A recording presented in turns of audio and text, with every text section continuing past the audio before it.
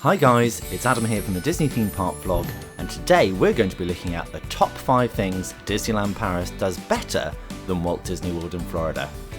We'd love to hear your thoughts, or if there's anything you think we should add to the list, so comment below or find us on social media with the links in the description. While you're there, why not give us a like and subscribe for our latest videos and news for our tips on getting the most out of visiting Disney theme parks. So let's start out by saying that Walt Disney World in Florida is the biggest vacation resort in the world. It's 47 square miles of fun and the biggest Disney resort you'll find anywhere. With 4 theme parks, 2 water parks, Disney Springs shopping, entertainment and restaurants, and amazing resort hotels, as well as the ESPN Wide World of Sports, to name just a few of the attractions. So if we were doing this video the other way round, we'd be here for a long time. The Florida parks are amazing and the entertainment and scale is on another level, but each Disney resort around the world has some unique and special attractions, events and theming that set them apart and make them all worth a visit. So let's get started on our top 5 things Disneyland Paris does better than Walt Disney World in Florida. In at number 5 is the proximity of the parks. The first thing that Disneyland Paris has that Walt Disney World doesn't is the ability to walk between the parks and resorts. Walt Disney World in Florida is 47 square miles and there is masses of transport to get you around the resort, including buses, monorails, ferries and mini cabs. If you're staying off property and driving in and heading to the Magic Kingdom, you're going to be parking, getting a tram to the transport centre before taking a monorail or ferry across Seven Seas Lagoon, and that's before you even reach the park. Disneyland Paris is much more compact and the layout is similar to Disneyland California, with the 2 theme parks adjacent to each other, so you can take a short stroll between the parks, which is going to mean more time spent in the parks and less time travelling between them. The majority of Disney hotels are also within walking distance, and although they do have shuttle buses between the resorts and the park, for most it's a quick walk through Disney Village and you're already at the theme parks. The Disneyland Hotel is also unique. It's quite similar in style to the Grand Floridian at Walt Disney World, but at Disneyland Paris the location is at the entrance to Disneyland Park, and you can even get a hotel room that overlooks the castle and park, putting you right in the heart of the magic. Number 4 on our list is the landscaping. Most Disney fans would agree that Disneyland Park in Paris is probably the most beautiful Disney park in the world. Disney had high hopes and expectations when they built the original French park, and they used everything they'd learnt in Florida, California and Tokyo to try and create their prettiest park to date. They were aware they were building a fairy tale park on the continent where many of our favourite fairy tales originated, so they went all out to impress, and Tony Baxter, who was the lead Imagineer on the project, and his team did an amazing job. It's also worth briefly mentioning the climate in Paris.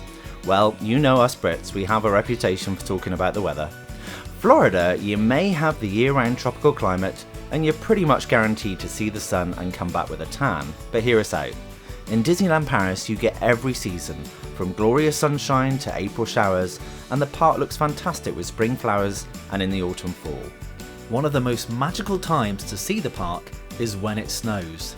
The park looks stunning, and although it's cold, there is something extra magical about Disney in the snow. Disneyland Park is beautiful, and in our opinion, is better looking than the Magic Kingdom. Don't get us wrong, we love both, but we do think Disneyland Paris is prettier. Let us know what you think though. Do you agree? Give us a comment below. So moving on to number 3, attractions. We're going to be a bit bold and say that some of the attractions at Disneyland Paris are even better than their Florida counterparts. Some opening day favourites were updated with some fantastic extras. Big Thunder Mountain is longer and goes under the lake, which is really cool. Pirates of the Caribbean has gained an extra drop, while the Haunted Mansion, or Phantom Manor as it is known in Paris, has an extra Wild West scene as it's located in Frontierland. Hyperspace Mountain is also a more thrilling ride than the Floridian cousin, with added inversions and a rocket launch opening.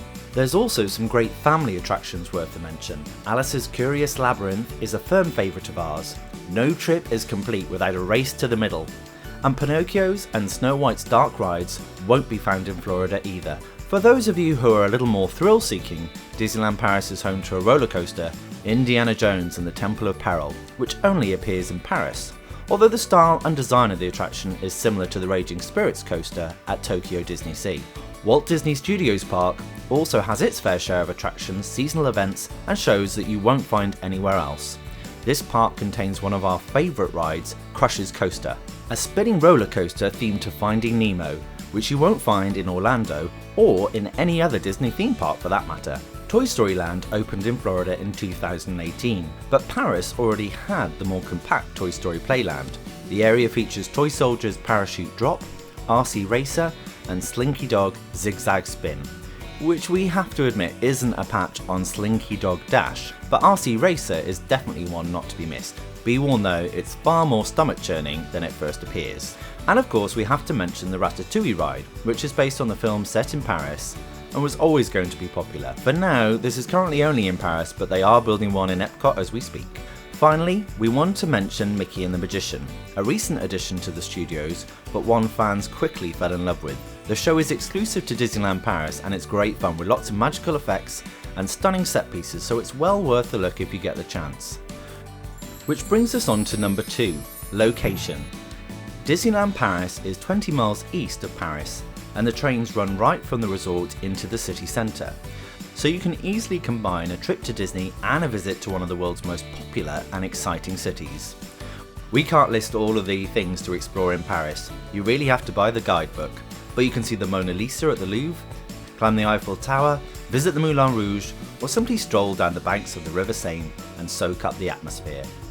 One of our favourite ways to spend some time in Paris is finding a table outside a little Parisian cafe and just watching the world go by, maybe even with a little bottle of French wine. There really is something for everyone in this world-class city, and it's well worth venturing outside of Disney to explore.